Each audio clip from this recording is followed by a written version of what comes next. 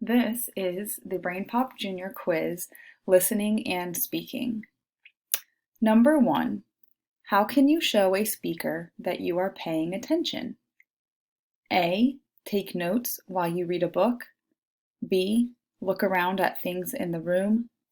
C. Nod your head and look at them. D. Write a long letter to the speaker. Circle your answer.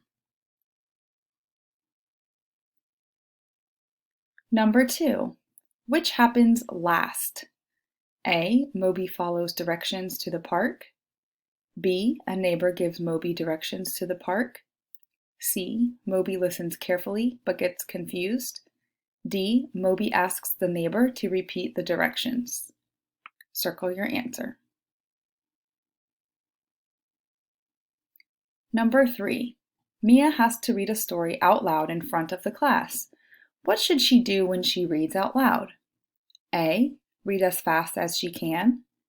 B. Speak clearly and read with feeling. C. Speak softly so no one can hear mistakes. D. Stop reading if she doesn't know a word. Circle your answer. Number 4. Moby makes a speech to his school and the audience listened quietly.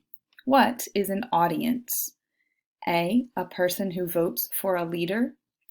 B. A room with many tables and chairs.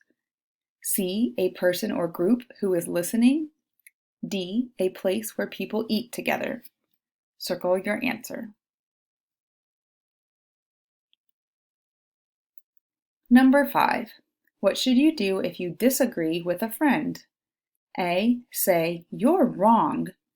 B. Ignore their thoughts. C. Tell them why you disagree.